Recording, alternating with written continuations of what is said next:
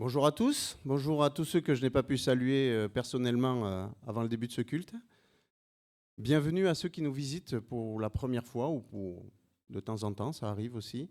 Sachez que vous aurez la possibilité, mais je le dis avec un peu de malice, mais vous aurez la possibilité de vous présenter à la fin du culte si vous le souhaitez. Il n'y a pas d'obligation légale, ne vous inquiétez pas. Et je salue également tous ceux qui nous suivent sur Internet, qui n'ont pas pu être parmi nous aujourd'hui, pour diverses causes, pour la maladie, pour le travail, pour quelle que soit la raison, qu'ils sachent qu'ils sont avec nous également aussi par la prière.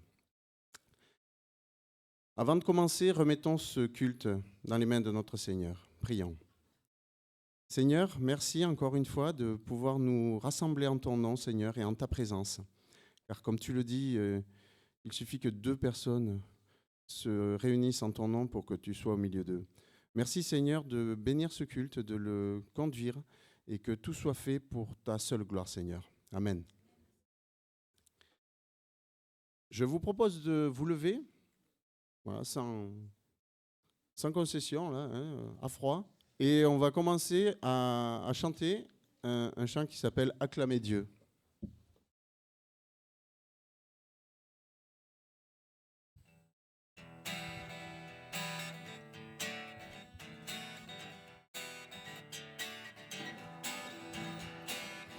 Acclamez Dieu, gens du monde entier, et célébrez son nom glorieux. Honorez-le par vos louanges, dites à votre Dieu. Tu es grand,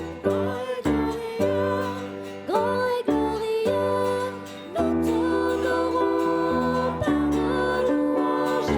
Tu es notre Dieu. Acclamez Dieu, gens du monde entier, et célébrez son nom glorieux. Honorez-le par vos louanges, dites à votre Dieu. Tu es roi, fort et redoutable, nous t'honorons par nos louanges. Tu es notre Dieu. Acclamez Dieu, gens du monde entier, et célébrez son nom glorieux. Honorez-le par vos louanges, dites à votre Dieu. Ta puissance, brise tous nos liens, nous t'honorons par nos louanges. Tu es notre Dieu. Acclamez Dieu, gens du monde entier, et célébrez son nom glorieux. Honorez-le par vos louanges, dites à votre Dieu. Tes louanges éclatent nos cœurs, nous t'honorons par nos louanges. Tu es notre Dieu.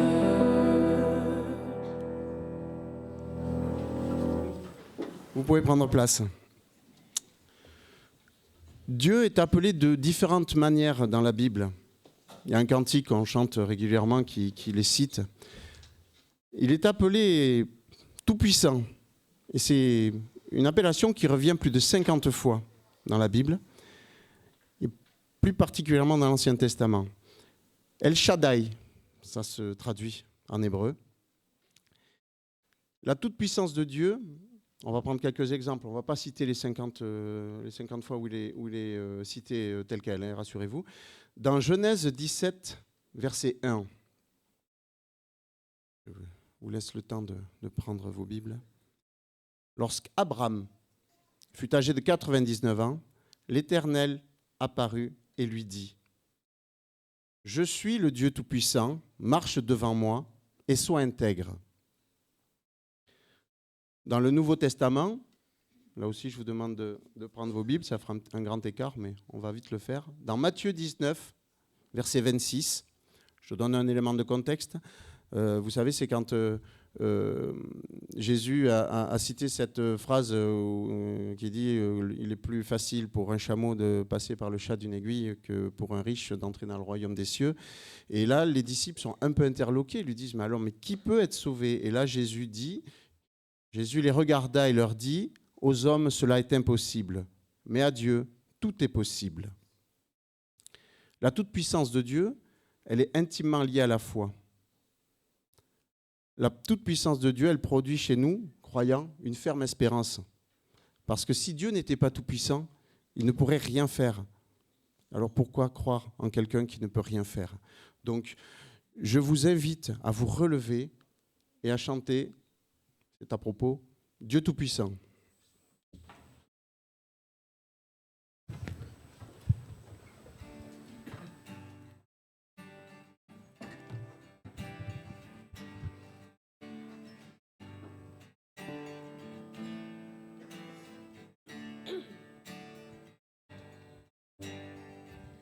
Dieu tout-puissant, quand mon cœur considère tout l'univers créé par ton pouvoir, le ciel d'azur, les éclairs, le tonnerre, le clair matin ou les ombres du soir.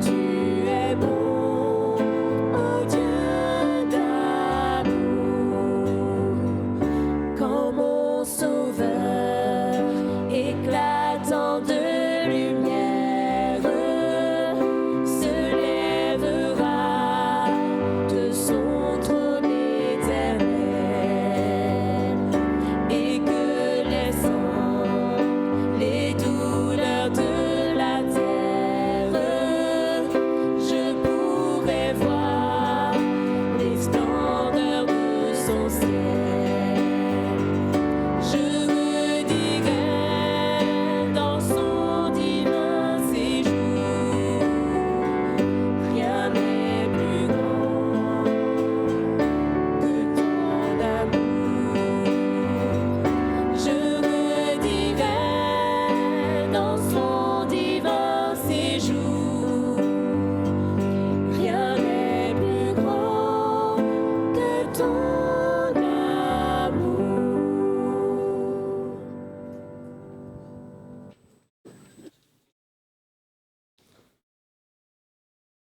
Je ne sais pas si vous êtes au courant, aujourd'hui c'est une date assez remarquable d'après les médias.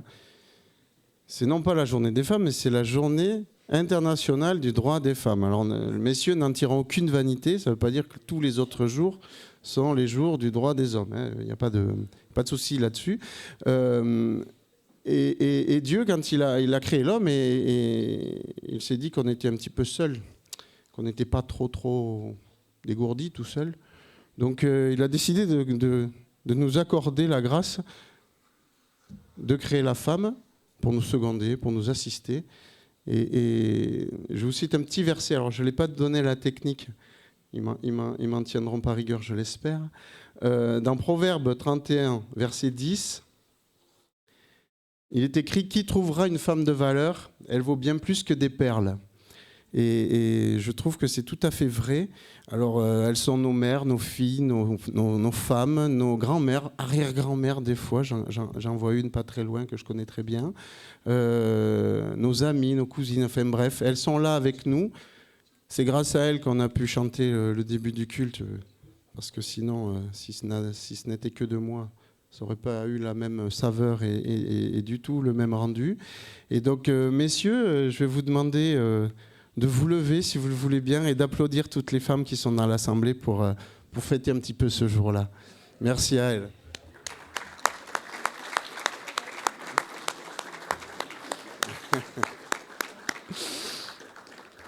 Alors ça, c'était le côté humour, parce que l'actualité, elle n'est pas terrible. Je ne sais pas si... Moi, j'évite d'allumer la télévision en ce moment parce que c'est vraiment très anxiogène. Mais en même temps, quand on regarde la Bible, c'était déjà écrit. C'était déjà écrit parce que si on prend la parole dans Matthieu 24, versets 6 et 7, alors c'est dans le sermon sur la montagne, au Mont des Oliviers. Moi, j'ai toujours l'impression d'être chez moi quand j'entends parler du Mont des Oliviers, c'est normal. Donc, dans Matthieu 24, versets 6 et 7, il est écrit « Vous entendrez parler de guerre et de menaces de guerre. Ne vous laissez pas effrayer, car il faut que toutes ces choses arrivent. Cependant, ce ne sera pas encore la fin. Une nation se dressera contre une nation, et un royaume contre un royaume. Et il y en aura en divers endroits des famines, des pestes et des tremblements de terre. » Bon, c'est pas très joyeux, je vous l'accorde, mais il y a quand même de l'espoir, parce que ce ne sera pas la fin, mais ce ne sera pas la fin pour avoir quelque chose de mieux quand Jésus redescendra pour juger le monde. Et je vous propose ce chant que j'aime beaucoup, parce que quand ça ne va pas, alors c'est toute génération confondue, hein, quand ça ne va pas au travail, quand ça ne va pas à l'école, quand ça ne va pas dans sa vie, c'est un chant qui, moi, me porte beaucoup. C'est « Mon seul abri, c'est toi ».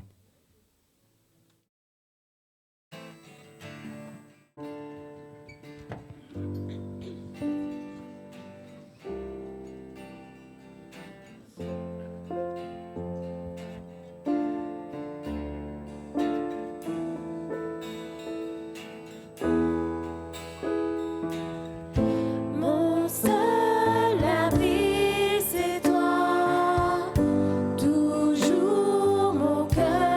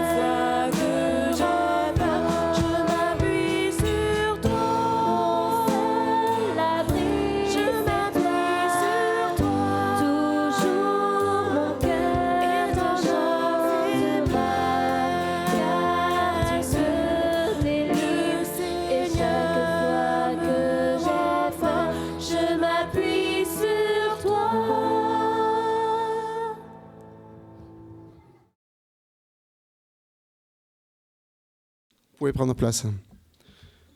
Je vous propose de partager un temps de prière libre, alors que chacun se sente libre donc de faire une prière, alors de préférence courte et à haute et intelligible voix, pour que toute l'Assemblée puisse partager les suppliques, et je terminerai moi-même par une prière.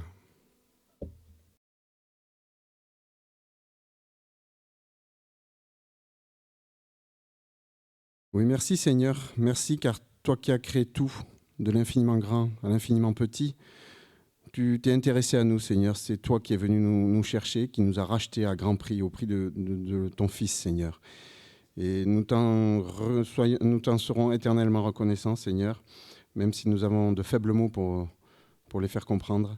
Mais merci à toi Seigneur pour Jésus, merci pour tout ce que tu as fait dans nos cœurs, merci pour tout ce que tu fais dans nos vies. Et nous te faisons entièrement confiance, Seigneur, car c'est toi le Tout-Puissant. Amen. Il y a une autre façon de bénir et de servir le Seigneur, vous l'avez deviné, c'est l'offrande. Alors je le répète, je le dis à chaque fois, mais la pédagogie étant la répétition, selon certains pédagogues, pas tous, c'est libre de donner. C'est en son cœur que l'on donne et c'est avec joie qu'il faut donner. Surtout ça qui est important. C'est écrit dans la parole que chacun donne avec joie selon ce qu'il a conçu. Donc nous allons passer dans les rangs avec le frère que j'ai sollicité avant ce culte pour faire passer le sac des offrandes. Et ensuite, nous prierons pour les offrandes.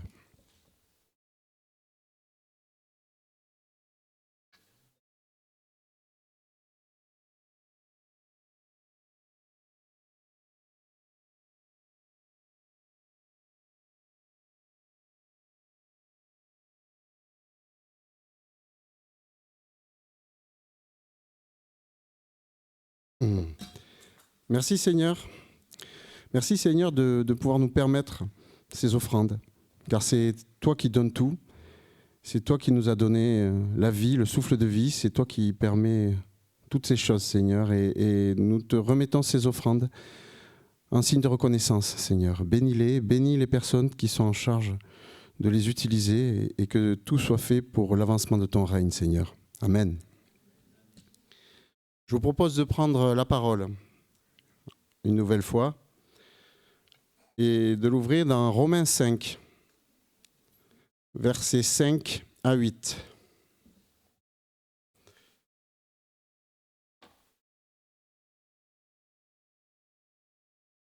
Or, cette espérance ne trompe pas, parce que l'amour de Dieu est déversé dans notre cœur par le Saint-Esprit qui nous a été donné. En effet, alors que nous étions encore sans force, Christ est mort pour des pécheurs au moment marqué. À peine mourrait-on pour un juste, peut-être acceptait-on de mourir pour quelqu'un de bien. Mais voici comment Dieu prouve son amour envers nous. Alors que nous étions encore des pécheurs, Christ est mort pour nous. Cette vérité, c'est la vérité du salut. Et j'aime beaucoup ce verset, j'aime beaucoup Romains en général, mais ce verset, je trouve qu'il est très impactant par rapport à la relation qu'on peut avoir avec Jésus et par rapport au sacrifice qu'il a fait pour nous sur la croix. Et je vais vous demander de vous lever, pour ceux qui le peuvent et qui le veulent, et de chanter « Celui qui m'est en Jésus ». Et ensuite, nous passerons à la scène proprement dite.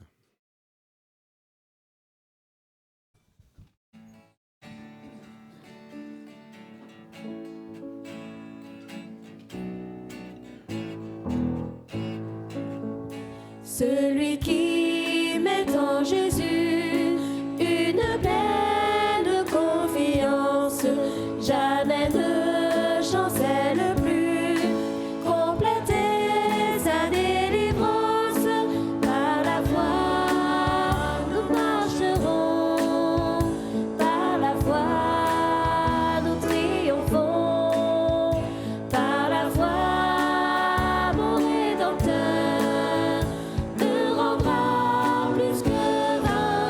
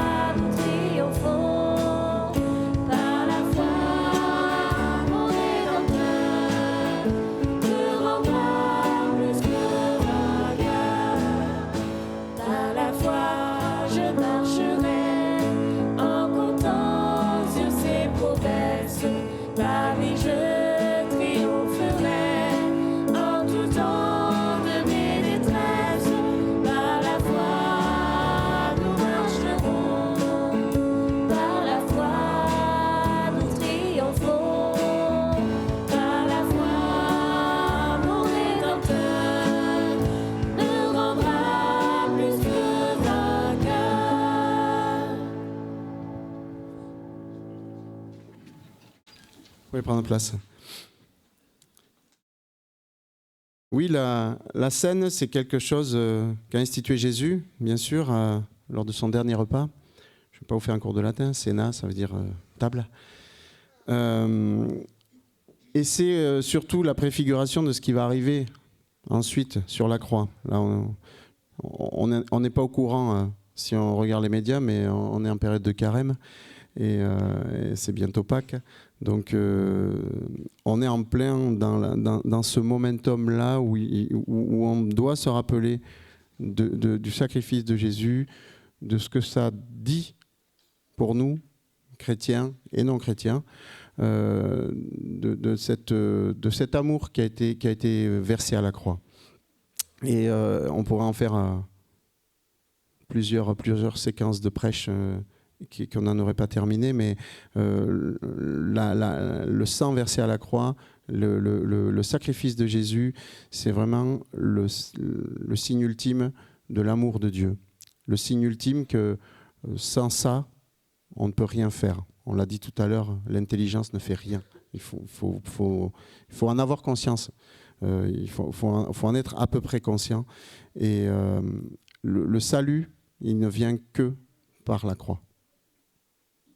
Ça, je ne sais pas comment dire autrement. Et je vous propose, avant de distribuer les éléments, avant de faire ce mémorial-là et de se rappeler du sacrifice en échangeant le pain et le vin, de rester assis et de chanter coup sur coup ces deux chants. Au-dessus de tout, et c'est ton sang.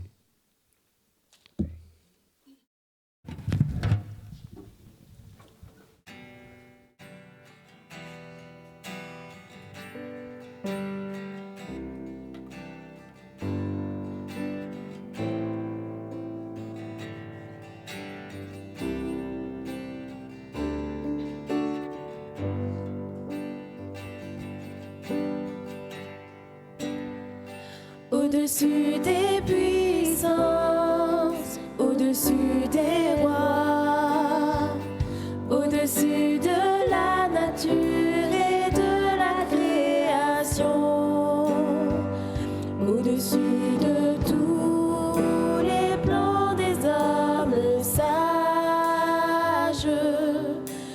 bien avant le monde tu existais.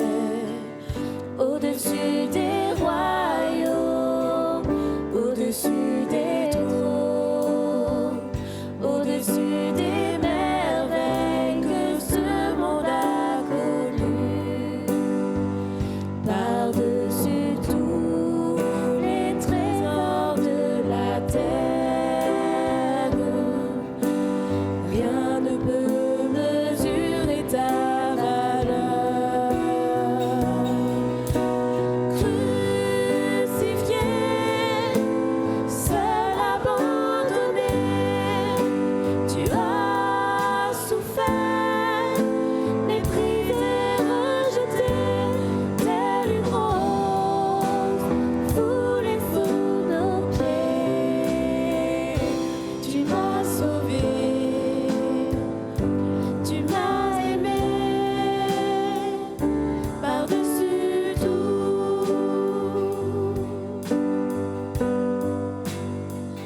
Au-dessus des puissances, au-dessus des rois, au-dessus de la nature et de la création,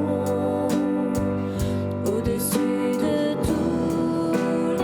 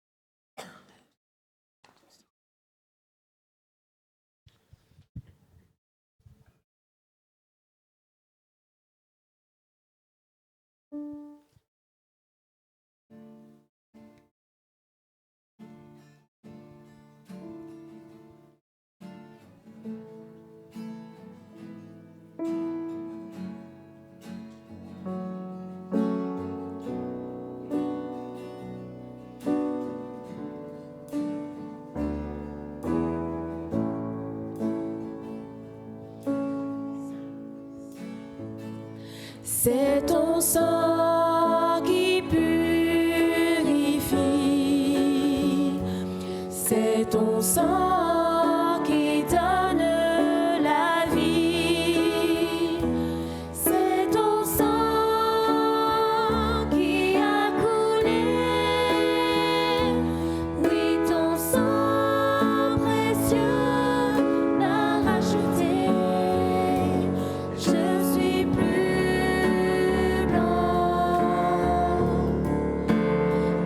blanc que la neige, oh Jésus, toi l'agneau immolé.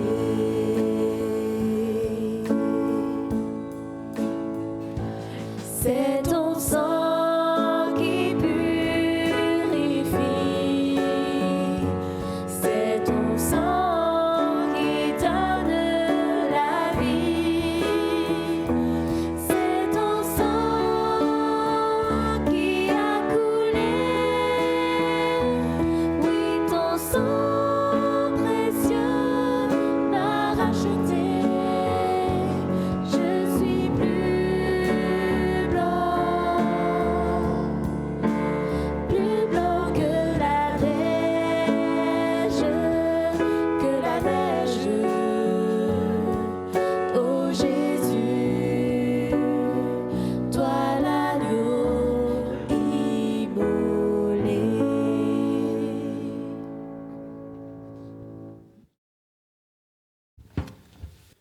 Prenons la parole par rapport à la scène dans Matthieu. Et j'ai effacé évidemment la référence, versets 26 à 28, mais j'ai plus le chapitre. L'avantage du copier-coller, c'est chouette.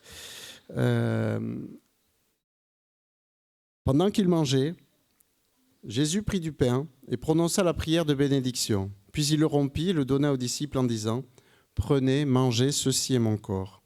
Il prit ensuite une coupe et remercia Dieu. Puis il la leur donna en disant « Buvez-en tous, car ceci est mon sang, le sang de la nouvelle alliance, qui est versé pour beaucoup et pour le pardon des péchés. » Alors pour prendre le repas du Seigneur, il n'y a pas beaucoup de conditions. Il faut juste être né de nouveau, c'est-à-dire en avoir publiquement témoigné en passant par les eaux du baptême. Et puis il y a une petite annexe aussi, c'est qu'il faut être en paix avec le Seigneur, il faut s'examiner. Mais là, c'est libre à chacun. Donc je vais demander aux frères que j'ai sollicités avant le culte de venir me prêter main forte pour la distribution. Afin de la faciliter, ceux qui veulent participer à la table du Seigneur sont priés de se lever afin qu'on puisse se distribuer. Et comme il est d'usage, nous nous attendrons afin de prier ensemble et de prendre les éléments en communion.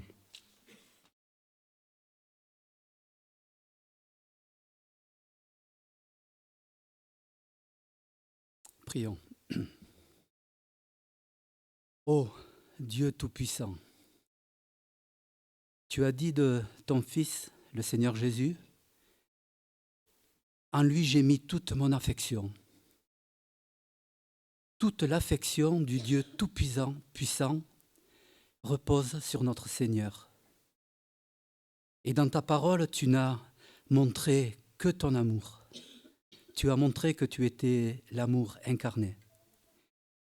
Seigneur notre Dieu, c'est le souvenir de ce don merveilleux que tu as accompli pour nous, c'est-à-dire donner ta vie pour nous, en rançon, mourir sur cette croix infâme en sacrifice de notre péché. Seigneur, nous voulons te louer, te bénir et glorifier ton Saint-Nom, parce que tu es en effet le Tout-Puissant. Tu es celui qui nous a rachetés, qui nous a réconciliés avec Dieu par le don de ta vie. Que ton nom soit béni au nom de Jésus. Amen. Mangeons le pain.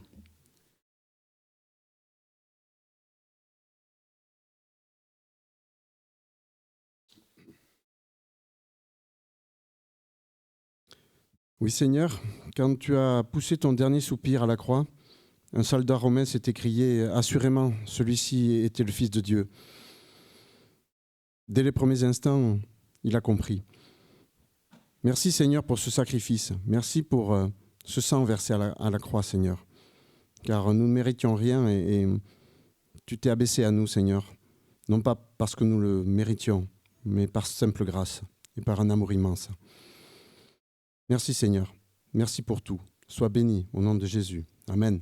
Buvons le vin.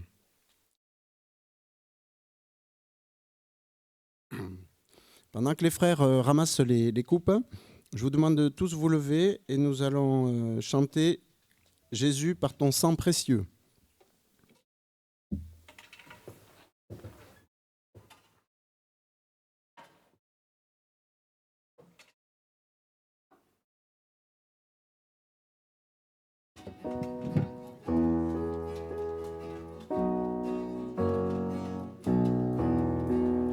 Jésus, par ton sang précieux, enlève mon iniquité. Regarde-moi du haut des cieux, dis-moi que tu m'as pardonné. J'ai longtemps eu les cœurs rebelles, mais j'entends ta voix qui m'appelle. Auprès de ta croix maintenant, tout confus brisé, je me rends. Blanc, plus blanc que neige, blanc, plus blanc que neige, lavé dans le sang de l'agneau, je serai plus blanc que la neige. Oh, le fardeau de mon péché, Dieu très saint est trop grand pour moi. Je veux en être délivré. À cette heure, oh, révèle-toi. Jésus, viens, sois ma délivrance. Seul tu peux calmer ma souffrance. Au pied de ta croix maintenant, tout confus brisé, je me rends.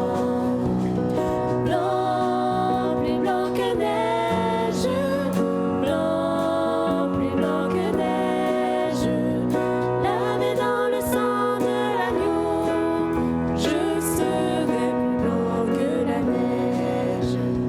Oh Jésus, ton sang précieux a lavé mon iniquité.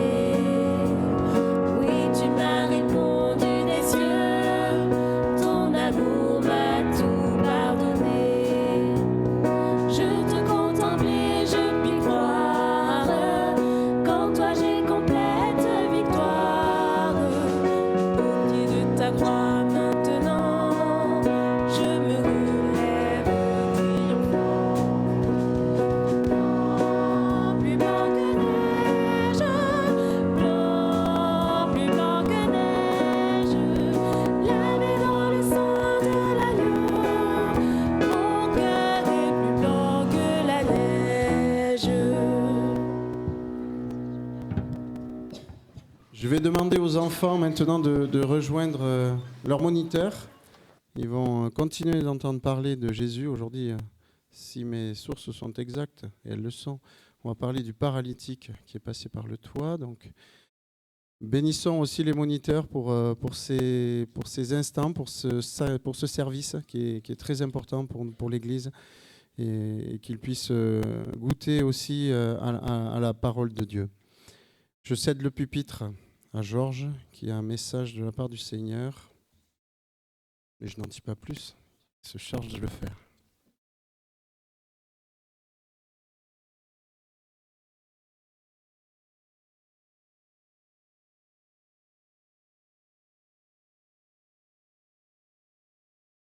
Bonjour à chacun et à chacune.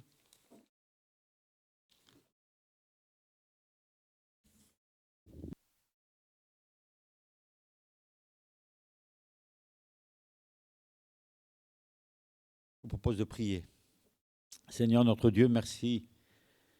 Merci de nous avoir rappelé que nous sommes plus blancs que la neige parce que tu as versé ton sang, Seigneur, et nous voulons te louer ce matin. Nous voulons te demander, Seigneur, que tu parles à nos cœurs, que nous puissions vraiment être à ton écoute. Parle-nous au plus profond de nous-mêmes, Seigneur, afin de pouvoir lever la tête et regarder toujours à toi. Nous te rendons grâce, te demandons de conduire toutes choses maintenant. Au nom de Jésus. Amen. Alors ce matin, le thème que je vais, disons comme titre, j'aurais voulu donner, c'est « Entends-tu le coq chanter ?» Entends-tu le coq chanter? Alors avant de commencer notre thème, je vais vous raconter une petite histoire que j'ai lue. C'est un homme qui a envoyé un courrier aux impôts. Dans le courrier, il écrit et il dit « Vous trouverez un chèque de 150 $ car j'ai menti sur mon rapport d'impôt et je n'arrive plus à dormir depuis. Si d'après mon courrier, je continue à faire de l'insomnie, eh bien, je vous enverrai le reste que je vous dois. » Waouh! C'est vrai que ça porte à rire. Hein. Le problème de ce monsieur, c'est qu'il attend d'avoir d'autres avertissements, il attend d'avoir d'autres douleurs. En fin de compte, il ignore les feux clignotants. Il attend d'autres nuits blanches avant de régler vraiment la situation. Si je ne dors pas encore, eh bien, je vous enverrai le reste. La première nuit blanche aurait dû lui faire comprendre sa situation au lieu d'attendre de passer d'autres nuits blanches. Alors ce matin, nous allons lire une histoire qui peut ressembler à cette histoire de cet homme. Je vous invite à lire dans l'évangile de Marc, au chapitre 14. Nous allons voir ensemble l'importance de répondre rapidement et d'être attentif et de ne pas être indifférent à la voix du coq qui chante. Alors, nous allons lire dans Marc au chapitre 14, verset 26 jusqu'au verset 31. Je vous le lis. Après avoir chanté les cantiques, ils se rendirent à la montagne des Oliviers. Jésus leur dit, il s'adresse à ses disciples, Jésus leur dit, « Vous serez tous scandalisés, car il est écrit, je frapperai le berger et les brebis seront dispersées. Mais après que je serai ressuscité, je vous précéderai en Galilée. » Pierre lui dit, « Quand tous seraient scandalisés, moi, je ne serai pas scandalisé. » Et Jésus lui dit, « Je te le dis, en vérité, toi, aujourd'hui, cette nuit même, avant que le coq chante 2 fois, tu me renieras 3 fois. » Mais Pierre reprit plus fortement, « Quand il me faudrait mourir avec toi, je ne te renierai pas. » Et tous dirent la même chose. Ce dialogue de Jésus et de Pierre, il est juste avant l'arrestation de Jésus. Jésus va passer par un procès. Jésus, au verset 27, leur dit, oui, non, vous serez scandalisés. Dans notre version, il est dit, vous chuterez. Et le mot grec pour scandaliser, en grec, c'est scandalizo, traduit par vous chuterez, vous succomberez, vous tomberez. Jésus annonce son arrestation, il annonce sa mort et sa résurrection.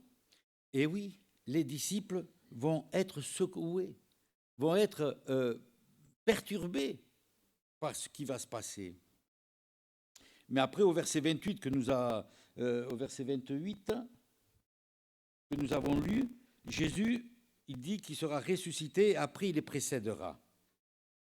Et on a continué la lecture, et là, nous reconnaissons bien Pierre au verset 29 à 31.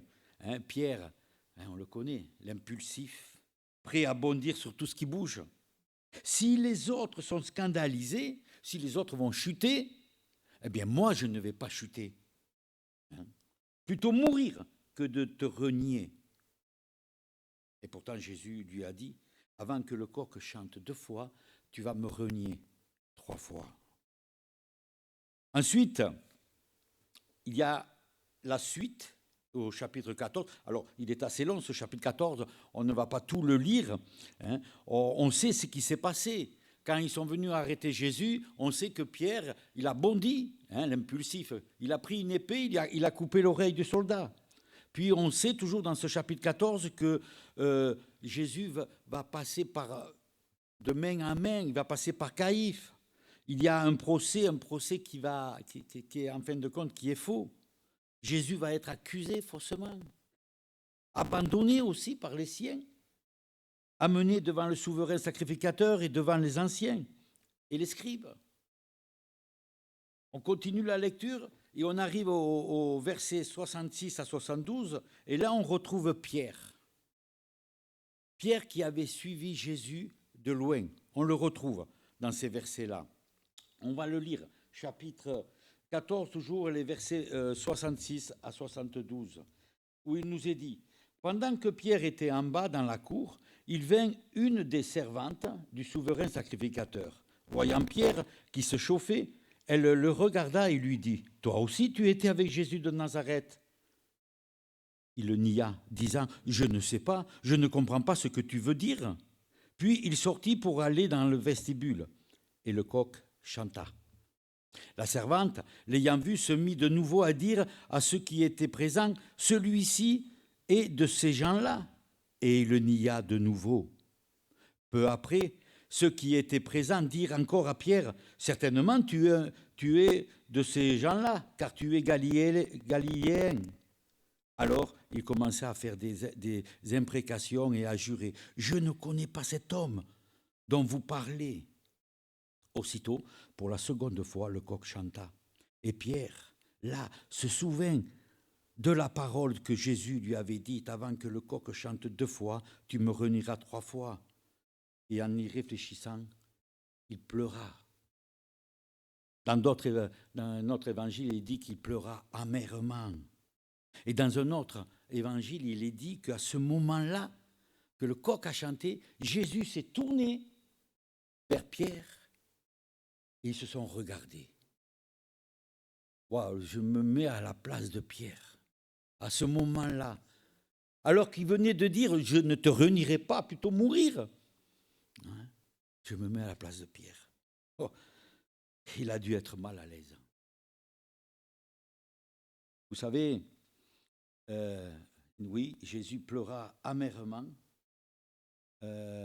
après avoir blasphémé pour prouver qu'il ne connaissait pas le Seigneur. C'est vrai que le coq a chanté pour la deuxième fois. Et à ce moment-là, Pierre, il est mal à l'aise, il pleure. Combien à ce moment-là, il a dû se rappeler ce que Jésus lui avait dit. À ce moment-là, Pierre a été abattu. Les paroles de Jésus devaient le marteler. « Tu me renieras. » « Mais non, Seigneur, je ne vais pas te renier. » Il pleura, ouais. Et vous savez, dans notre marche de chrétien, celui qui pleure amèrement, eh bien, les larmes sont précieuses devant Dieu. Les larmes de ceux qui se repentent, les larmes de ceux qui veulent revenir à Dieu. Notre restauration commence avec des larmes sincères. C'est souvent le point de départ d'ailleurs, de pleurer. Oui, elles sont précieuses, les larmes d'un cœur qui se répand, qui se tourne vers Dieu, quand c'est pleurer amèrement, de ceux qui se rendent compte du reniement qu'il a fait. Lorsque Pierre a fondu en larmes à ce moment-là, eh bien, tout son orgueil, son arrogance, sa prétention d'être supérieur aux autres, ses propres forces ont fondu comme ses larmes. Remarquons bien quand même que Pierre a été frappé. Il a pris au sérieux l'avertissement lorsque le coq a chanté pour la deuxième fois. N'est-ce pas? La question qu'on peut se poser, pourquoi il a ignoré la première fois que le coq avait chanté? Une première fois. Pourquoi il a fallu encore que le coq chante 2 fois? Bien, je crois que comme lui, nous ignorons souvent les premiers avertissements. Jésus l'avait averti. Voici ce qui va arriver. Fais attention. Il n'a pas prêté attention au premier avertissement. Comme Pierre, nous ignorons souvent le premier chant du coq. Et parfois, il nous faut une ou plusieurs prédications avant de comprendre que, oui, le coq va chanter. Attention. D'ailleurs, dimanche, on a eu de la part de Benjamin, c'était presque comme un avertissement. Il nous a parlé de la graine de la bonne terre. Hein, où c'est qu'on se situe? Attention. Oui, on peut avoir aussi être averti par une parole d'un frère ou d'une sœur qui veut nous avertir. Ça peut être aussi par un passage de l'Écriture, parfois aussi par un fait qui se passe dans notre vie quotidienne, où on devrait faire attention au coq qui chante pour la première fois. Dieu veut nous conduire dans la vérité. Dieu veut frapper à la porte de notre cœur. Et il nous aime et il nous parle, il nous avertit. La Bible dit, si tu marches dans le chemin de l'obéissance, eh bien tu seras béni. Oui, il y a deux chemins. Un chemin qui mène à la vie et l'autre qui mène à la mort. Souvent, le coq chante pour nous avertir. La question à Pierre, ou la question à vous-même ou à moi-même, qu'on peut se poser, c'est à quoi nous pensons lorsque le chant du coq chante pour la première fois. Regardez au verset 68, il est dit, Pierre, il le nia, disant, je ne sais pas, je ne comprends pas ce que tu veux dire. Puis il sortit, il s'en alla. Vous et moi, il y a des moments où l'Esprit de Dieu nous parle, où l'Esprit de Dieu nous avertit, et parfois, nous-mêmes, nous faisons la sourde oreille. On n'entend pas. Et on dit comme Pierre, je ne sais pas, je ne comprends pas ce que tu veux dire. Et puis on passe à autre chose. On oublie vite les avertissements de Dieu. Et mardi soir, à la réunion de prière, Manu nous a parlé d'un verset qui m'a frappé, je l'avais noté, si je le retrouve. C'est dans Proverbes au chapitre 6, verset 23. Je ne sais pas si je vous l'ai donné. Voilà, il est dit, car le précepte est une lampe et l'enseignement est une lumière. Et les avertissements de la correction sont le chemin de la vie. Hein? Les avertissements de la correction sont les chemins de la vie. Oh, sachions, écoutez les avertissements parce que c'est le chemin qui va nous amener auprès du Seigneur. Sachons écouter le chant du coq. Attention, à chaque fois que nous n'écoutons pas les avertissements, nous sommes de plus en plus incapables de réaliser ce qu'est le péché. De moins en moins, nous reconnaissons ce poison qui est dévastateur, qui est en nous. Et de moins en moins, nous sommes habilités à nous voir comme des pécheurs. Nous ne mesurons pas assez les conséquences du péché.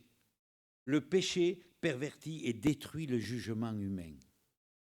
Pensons-y. À chaque fois que nous ignorons le chant du coq, le premier chant, l'avertissement de Dieu, eh bien, on s'endurcit un peu plus. Et il y a un endurcissement et on ne voit plus le péché. Un jour, j'aimerais parler du péché. Parce qu'on ne parle pas du péché, on n'en parle plus du péché, c'est un mot que l'on ne veut plus entendre. Hein? C'est un mot qui est démodé, et pourtant la Bible, elle en parle du péché. Elle parle de la persévérance. J'ai écouté dernièrement une prédication qui parlait de la persévérance. Ouais, nous devons persévérer. C'est un avertissement aussi du Seigneur. Nous devons aussi résister. Nous devons combattre le bon combat. Oui, dans le péché, il y a l'endurcissement du cœur à un tel point que l'on ne fait plus attention aux avertissements de la parole de Dieu. Parfois même, quand une personne veut nous avertir, un frère ou une sœur, on le traite de « Ah, tu es intolérant, toi, quand même. Tu manques d'amour. » Non. Sachons écouter le coq chanter. Hein? Ne jugeons pas l'apôtre Pierre trop vite, qui n'a pas pris conscience du premier chant du coq. Il aurait dû se dire, tiens, c'est vrai, le coq chante là. Tiens, Jésus veut m'avertir. C'est exactement ce que Jésus m'avait dit. Il n'a pas prêté attention. Est-ce que nous prêtons attention quand un frère, une prédication, un fait nous avertit de dire, hop, attention là, t'écoutes le chant du coq, le premier chant du coq. Vous savez, il paraît qu'aux États-Unis, je ne sais pas, je n'ai pas approfondi la question, mais il paraît qu'aux États-Unis, quand ils construisaient les églises, eh bien, ils avaient l'habitude de mettre en haut du clocher, ils mettaient un coq dessus, que le coq était au-dessus de l'église, et les historiens disent que c'était le rappel justement du chant du coq. C'était le rappel de Marc 14 pour nous rappeler de sachons écouter aussi le chant du coq. Vous savez, pour nous Français, nous au-dessus, nous n'avons pas un coq, mais nous qui sommes Français, notre emblème c'est quoi? C'est le coq. Vous avez regardé hier à la télévision, sur les maillots, qu'est-ce qu'il y avait? Il y avait un coq. Et vous savez à quoi je pensais? Je me disais, ben, tiens, ce coq, peut-être, il n'est pas au-dessus de l'église, mais peut-être c'est pour nous rappeler les avertissements du coq, les avertissements du Seigneur. Et maintenant, quand je vais regarder la télévision ou les maillots ou les casquettes, des fois il y a le coq, je me dirais, tiens, Georges, peut-être que tu n'as pas entendu bien le coq chanter ce matin. N'oublie pas, n'attends pas le deuxième chant du coq. Et puis, je ne sais pas, ça se fait encore, je crois, au-dessus de nos maisons. Vous n'avez jamais remarqué qu'il y a la girouette, c'est en forme de coq aussi, qui, quand il y a le vent qui vient, hop, il nous dirige. Le vent, il est du sud, il vient du nord. Bien pensons-y aussi, quand vous regarderez une maison, vous voyez la girouette. Peut-être que le Seigneur nous dit, ben, voilà, suis la direction de mes paroles. Comme cette girouette. Enfin, nous ne soyons pas une girouette qui tourne. Non. Puissions-nous aussi être poussés par la direction des avertissements de notre Seigneur.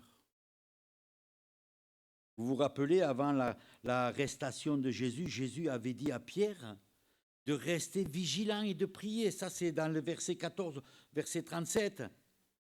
Jésus fait le reproche à Pierre en disant, mais tu n'as pas pu veiller, tu n'as pas pu prier 1 heure. Et Pierre s'est endormi. Et quand il s'est réveillé, qu'est-ce qu'il a fait? Voyant qu'on voulait arrêter Jésus, eh bien, de sa propre force, il a voulu intervenir. Il s'est levé, il a coupé l'oreille de Malchus. Enfin, je ne sais pas si je prononce bien. C'est le soldat. Il y a plusieurs phases dans la chute de Pierre. La première, c'est parce qu'il avait confiance en lui. Il avait trop confiance en lui. Et pourtant, Jésus l'avait mis en garde. Alors, j'ai envie de vous dire, ne soyons pas trop confiants en nous-mêmes. Ne nous appuyons pas sur nos forces. Le résultat du reniement de Pierre, c'est parce qu'il n'avait pas veillé. Ça, c'est un encouragement à nous aussi de veiller et de prier. La Bible nous le dit. Veillez et priez. Et là, on sera peut-être plus attentif aux avertissements du Seigneur quand il veut nous parler. Pourquoi veiller? Pourquoi je me suffis à moi-même? Je n'ai pas besoin de veiller. Mais on a vu le résultat. Et oui, le résultat de ce qui s'est passé, c'est que l'oreille coupée, la fuite, le reniement, c'est qu'il n'a pas veillé et prié. Il s'est fait surprendre. Et quand nous lisons l'épître de Pierre, nous voyons qu'il insiste dans le domaine de prier et de veiller. Ça lui a servi de leçon, ce fait qui s'est passé. Oui, Pierre nous invite à veiller, à prier, pour ne pas tomber. Il y a eu aussi, Pierre a agi selon la chair. Il a fui, comme la plupart des disciples. Et là encore, la parole de Dieu avait dit, vous serez scandalisés, vous allez chuter. Mais non. Hein? Combien nous avons besoin, nous, vraiment de rester constamment appuyés sur la parole de Dieu. Pierre a agi selon la chair. Après, qu'est-ce qui s'est passé? Il a suivi Jésus de loin. Est-ce que nous, ça ne nous arrive pas de suivre Jésus de loin aussi? Ah oui, oui, mais Seigneur, toi, je viens au culte, hein? Je suis là. Mais peut-être on peut le suivre de loin aussi. Hein? Tout en disant, ah, moi, le Seigneur, il est tout pour moi. Hein? Attention de ne pas suivre Jésus de loin. Et après, il s'est assis parmi les païens. Les personnes qui se riaient. Hein, quand il est descendu, là, après se chauffer, il était au milieu de qui? Il n'était pas au milieu d'autres chrétiens, il était au milieu de la foule, de ceux qui se riaient de Jésus. Eh oui. Et en plus, qu'est-ce qu'il fait? Il se réchauffe. Il cherche la chaleur. Oh, combien, en plein cœur de l'épreuve, la peur nous pousse à faire et à vouloir nous réchauffer parmi les ennemis de Dieu. Ça nous arrive. Au lieu d'aller trouver le réconfort auprès des frères et des sœurs. Non, il va se réchauffer au milieu des païens. Combien parfois, nous aussi, nous cherchons la chaleur, le réconfort auprès des feux du monde. On se sent parfois même plus compris au milieu des flammes du diable. On se sent bien. Jésus a été abandonné, il a été trahi par ses proches. Judas, lui, a levé le talon contre Jésus. C'est vrai que lui, Pierre n'était pas un traître. Non, non, non. C'était pas quelqu'un qui était méchant. Non. Mais il était faible. Il a été faible. Croyant être fort, Pierre n'a pas su écouter. Il n'a pas pu veiller. Et il n'a pas pu prier. Oh, quel encouragement! Quel encouragement ce matin que j'aimerais peut-être que le Seigneur, justement, il nous avertit. Veillez et priez. Où vous en êtes? Où j'en suis? Veillons et prions. Celui qui se croit fort, qu'il prenne garde. Que celui qui se croit meilleur que son frère, qu'il prenne garde aussi. Ne soyons pas comme Pierre à ce moment-là. Être plus fort que les autres. Oh non. Si le plus grand des apôtres de tous les temps, c'est-à-dire Pierre, a ignoré le premier chant du coq et s'est enfoncé dans le reniement, alors j'ai envie de dire que chacun de nous, soyons attentifs, attention. Nous ne sommes pas plus forts que l'apôtre Pierre, hein? Loin de là. Non. Soyons attentifs au premier chant du coq, aux appels, aux avertissements. Et j'aime ce passage, il me revient souvent, quand la Bible nous dit, mais croyez-vous que la parole de Dieu, elle parle en vain? Ce sont des appels, appels d'amour, de repentance, de persévérance, d'être attentif dans l'obéissance. Tout ça, c'est le Seigneur veut nous le rappeler. Oui, alors soyons attentifs au premier chant du coq, aux appels de ce que le Seigneur veut de nous. Pierre a pleuré amèrement, des larmes. Il a versé des larmes d'une vraie repentance. Une vraie repentance. Ah, qu'est-ce que c'est la vraie repentance?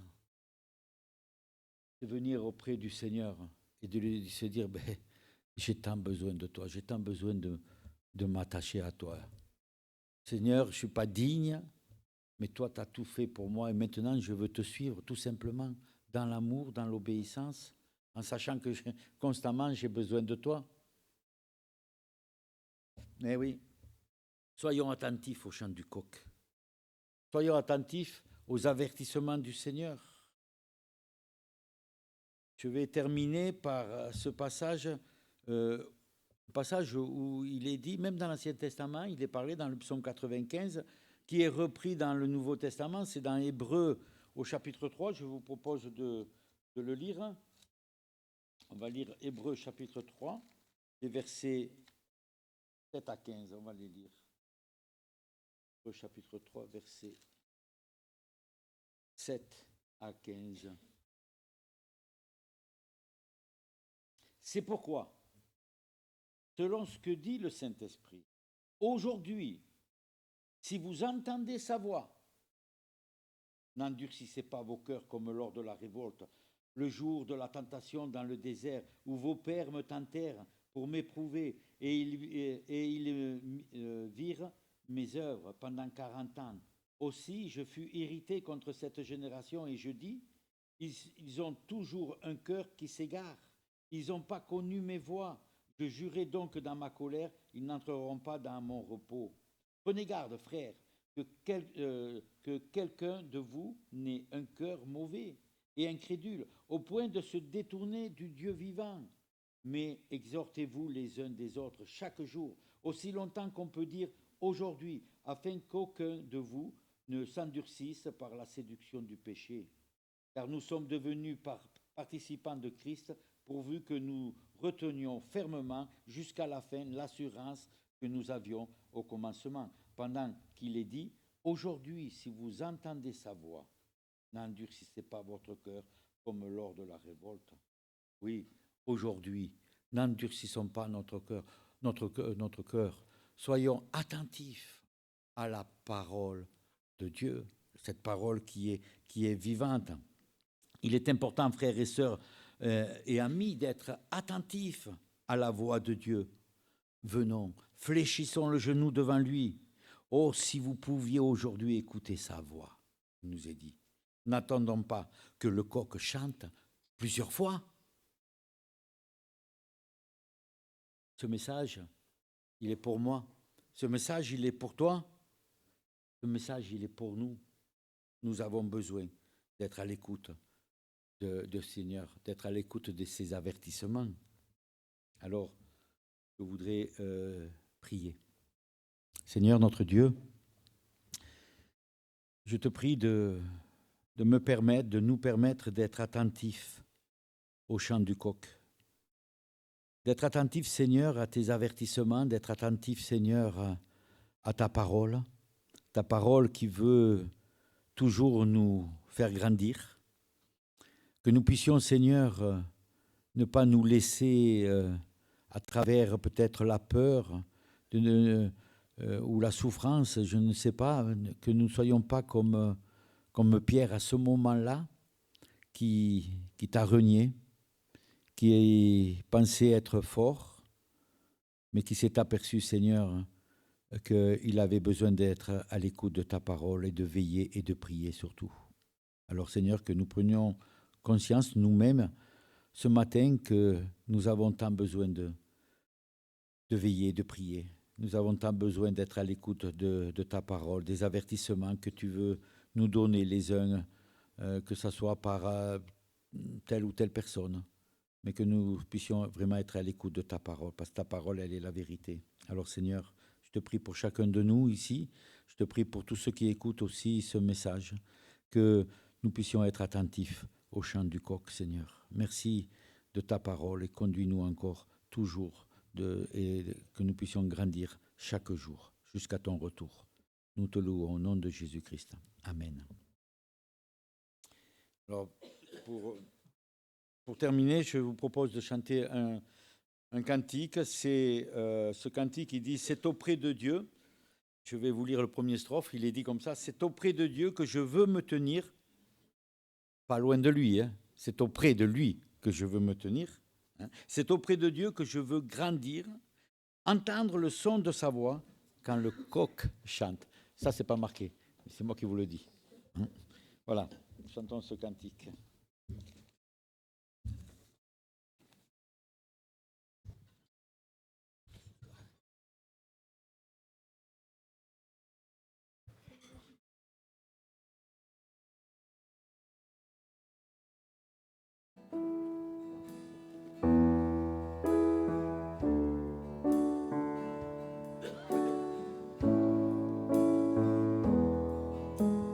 C'est auprès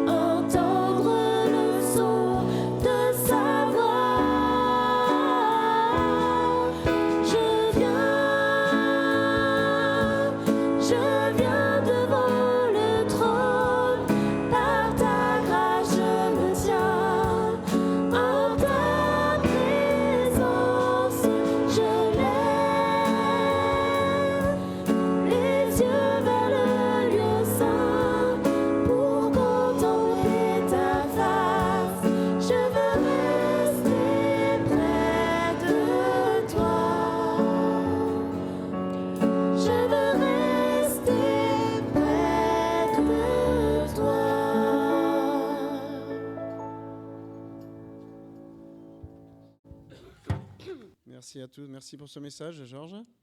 Alors, ça parle aussi aux néo-ruraux. Hein. Le chant du coq, ça peut avoir différentes acceptions.